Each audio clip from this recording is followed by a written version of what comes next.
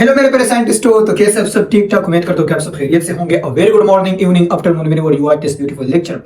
देखो, आज के लेक्चर में difference between ion and atom करेंगे। कुछ भी इसमें नहीं है, आसान है, लेकिन मैंने पहले आपको बताया था कि जब भी डिफरेंस का क्वेश्चन आ जाए, ऐसे लो बेस पेपर आता है, तो जब भी डिफरेंस का आ जाए कि किसी भी टॉपिक से उठा ले और दो चीजों को कंपेयर करना है, दो चीजों के बीच में डिफरेंस आपने बताना है, तो सबसे पहले इस तरह टेबल बनाओ। बीच में लिखो डिफरेंस और एक साइड पे एक लिखो, दूसरे साइड पे दूसरा। आयन पहले लिखते हो, एटम पहले लिखते हो, आपकी मर्जी, जो भी लिखते हो।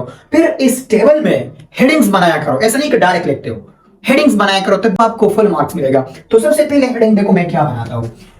हेडिंग हमारे पास ये है कि ये न्यूट्रल इन नेचर होता है, तो मैं न्यूट्रल हेडिंग लिखूंगा और यहाँ पे मैं लिखूंगा नॉट न्यूट्रल। तो एग्जामिनर को डायरेक्टली पता चलता है कि ये बंदा इस हेडिंग में क्या डिस्कस करने वाले, तो डायरेक्ट आपको टिक लगाएगा, चेक भी नहीं करेगा। अगर उसके पास टाइम ना हो या उसका दिल बस मुतमईन है, डायरेक्ट कहेगा कि बस उसने डायरेक्ट लिखा है यार, मेन थीम उसने लिखा है, मेन समरी इसका लिखा है।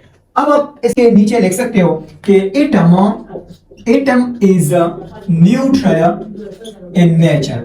एटम जो नेचर में प्रेजेंट होता है ये न्यूट्रल होता है। मतलब ये कि इसमें इलेक्ट्रॉन की तादाद, नंबर ऑफ इलेक्ट्रॉन बराबर होता है नंबर ऑफ प्रोटॉन की। इस तरह लिखो, आपके पास टाइम नहीं तो भी ठीक है, या ब्रैकेट में लिखते हो कि नंबर ऑफ इलेक्ट्रॉन बराबर होता है नंबर ऑफ प्रोटॉन की, तो भी लिख सकते हैं। लेकिन एग्जामिनर को पता चलता है कि हाँ भाई ये बॉय टैलेंटेड है, इनका मतलब है नंबर ऑफ इलेक्ट्रॉन न्यूट्रल, उसको सिर्फ बस इशारा चाहिए, सही। बाकी ऐसा ना कहो कि एग्जामिनर नहीं समझेगा, समझता है, इनका मतलब वो समझता है, सही।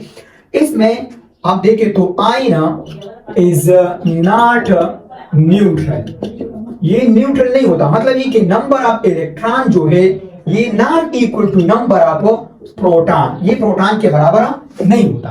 कभी ज्यादा हो सकता है, कभी कम हो सकता है। इसमें फर्दर आप एक्सप्लेन करना चाहते हो तो एक्सप्लेन करो, एग्जामिनर को अच्छा लगेगा। आपके इसको कहो कि आयन है, मैं यहाँ पे लिखूंगा क्योंकि टेबल में इतना जगह नहीं होगा। आयन है तो आयन किससे बनता है? एटम से बनता है। हमारे पास एटम है, अगर एटम गेन करे, गेन इलेक्ट्रॉन, तो क्या बनता है? एनायन बनता है। अगर एटम लॉस करे इलेक्ट्रॉन, लॉस इलेक्ट्रॉन, तो फिर क्या बनता है? कैटायन बनता है।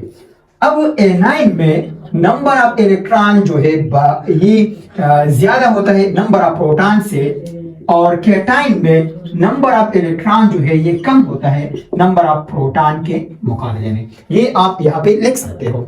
फिर इसके बाद दूसरे डिफरेंस पे आ जाओ। दूसरा क्या है? दूसरा, ये एटम जो है यूनिट है किसका? मैटर का। तो यहां पे मैं लिखूंगा कि ये यूनिट किसका है और ये यूनिट किसका है, सही। डिफरेंस ये है कि इट इज द स्मॉलेस्ट, ये जो है स्मॉलेस्ट पार्टिकल है, पार्ट ऑफ एन एलिमेंट। ये एलिमेंट का स्मॉलेस्ट पार्ट है। एलिमेंट का क्या है? स्मॉलेस्ट पार्ट है। ज्यादातर मॉलिक्यूल का भी स्मॉलेस्ट पार्ट है, क्योंकि मॉलिक्यूल भी एटमों से बना है, सही। लेकिन हम एलिमेंट इस वजह से कहते हैं कि देखो हमारे पास सोडियम है, मैग्नीशियम, जितने भी पीरियोडिक टेबल में एलिमेंट है, आयरन है, तो इसका स्मॉलेस्ट पार्ट को हम एटम बोलते हैं, और सब सेम एटम कंबाइन होते हैं तो वो एलिमेंट बनाता है। तो ये smallest part of an element है। ये आयन, आप देखिए आयन, तो ये आयन आयनिक कंपाउंड में ज्यादातर प्रेजेंट होते हैं, मेजॉरिटी केसेस में। मॉलिक्यूलर आयन तो नेचर में हमारे पास ज्यादा अवेलेबल नहीं है, क्योंकि आयन स्टेबल नहीं होता। मॉलिक्यूलर आयन वो किसी के साथ हम रिएक्ट करते अपने आप को स्टेबल बनाना चाहता है, तो इस वजह से आयन जो प्रेजेंट है ये आयनिक कंपाउंड में प्रेजेंट होता है, और इसमें आयनिक फोर्सेस है। और मैंने आपको बताया भी था कि इस तरह NaCl का, बस ये एग्जांपल आप याद करो, पेपर में भी बनाते जाओ जहां पे जरूरत है, एग्जामिनर को पता चलेगा कि बस यार ये बंदा बस है, सही है। ये बनाते जाओ, Na+ और Cl-, इसी तरह आयंस में प्रेजेंट होता है सब आयनिक कंपाउंड। तो ये आयन जो है, ion is the smallest unit of ionic compound. किसके? आयनिक कंपाउंड के स्मॉलेस्ट यूनिट है। इसी तरह आप फिर यहाँ पे देखो, इसके नीचे डायग्राम बनाओ। ये जो मैंने बनाया है इसको अच्छे तरीके से याद करो, इस तरह बनाते जाओ, सही है। ये NaCl का लेटस है, हम इसको लेटस बोलते हैं। आप इसको कहें कि ये NaCl आयनिक कंपाउंड है, NaCl का आयनिक कंपाउंड है। Na+, Cl-, फिर इसके साथ Cl-, फिर Na+। देखो Cl है तो इसके साथ Na+, Cl-, और Cl के साथ Na+, और Na के साथ Cl-।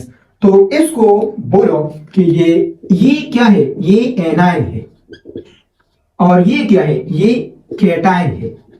और ये एक स्मॉलेस्ट यूनिट भी है। क्या है ये? स्मॉलेस्ट यूनिट है किसका?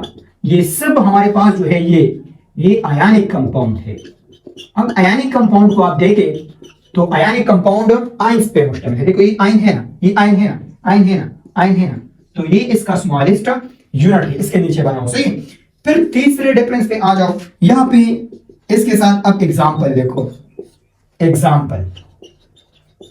एग्जांपल जो है इसका क्या होगा? देखो H हाइड्रोजन है, न्यूट्रल एटम बस जो भी होता है, हाइड्रोजन मिलते हैं H2 बनाता है, फास्फोरस है, ऑक्सीजन है, सल्फर है, फास्फोरस तो बताया, नाइट्रोजन है, मैग्नीशियम है, सोडियम है, एटसेट्रा जो भी एलिमेंट है पीरियोडिक टेबल में आप लिख सकते हैं। इसका एग्जांपल आप देखें तो आपके पास क्या होगा? Na+ हो सकता है, लिथियम प्लस हो सकता है, मैग्नीशियम प्लस हो सकता है, एल्यूमिनियम प्लस हो सकता है, बोरान प्लस हो सकता है, Ca+ हो सकता है, एटसेट्रा।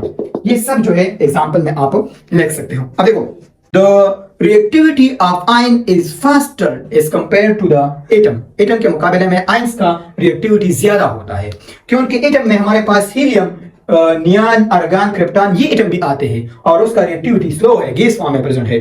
तो आयंस के कंपैरिजन में एटम का रिएक्टिविटी कम है। तो चौथा डिफरेंस आप खुद लिख के और इसमें लिखे कि the reactivity of atom is slower as compare to ions, ion के कंपैरिजन में। और एग्जांपल लिखो कि हमारे पास हीलियम, नियान, आर्गन, क्रिप्टॉन है, ये गैसेस है, स्लो रिएक्टिव है। लेकिन आयंस के केस में देखो सोडियम है और Cl है, NaCl वाटर में डायरेक्ट रिएक्ट करते हैं, आयंस में स्प्लिट होता है। यहां तक कंसेप्ट समझ में आया? बोलो समझ में आया। तो इंशाल्लाह मिलते हैं नेक्स्ट लेक्चर में, तब तक के लिए पढ़ाई करते हैं। All the very best.